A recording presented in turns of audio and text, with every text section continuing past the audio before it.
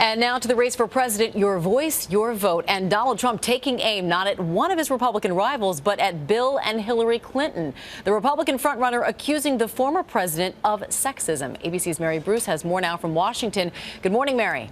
Hi, good morning, Amy. Well, after a few quiet days, the campaign trail is now roaring back into full swing this morning. And even though those first primaries are still 5 weeks away, based on his latest mudslinging, it seems that Donald Trump is already looking ahead to a battle with Hillary Clinton.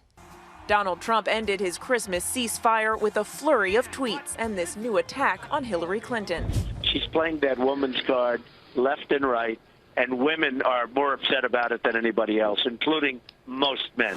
Trump intensifying his war of words with the Democratic frontrunner, targeting her husband's history of alleged sexual misconduct and infidelity. Tweeting, Hillary Clinton has announced that she is letting her husband out to campaign, but he's demonstrated a penchant for sexism. So inappropriate.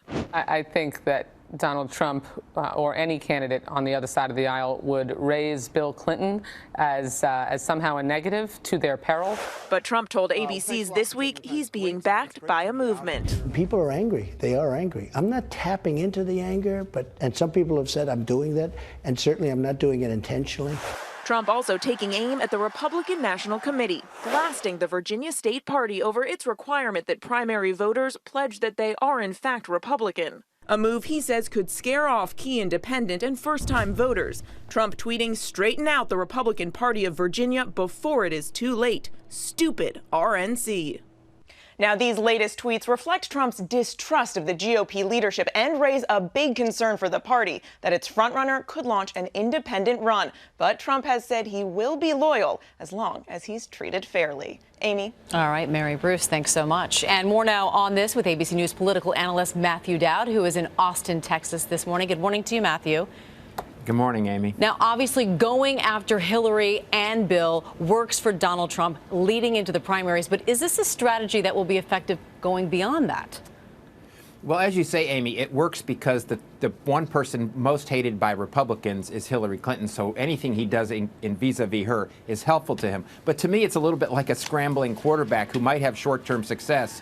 But in the end, their knees may go out. And Donald Trump is going to face some real problems if he wins the GOP nomination in the general election because of all this. And Matt, this goes both ways, though. Obviously, Clinton going after Trump as well. Any downside for her doing that?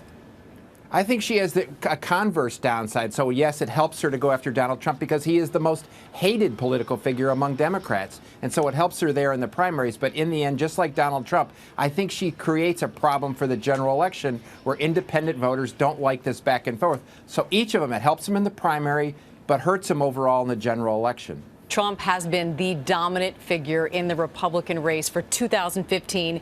Looking forward to 2016, who do you think could change that? Well, you're right, Amy. He has been the dominant figure. He's led ever since he got in this race.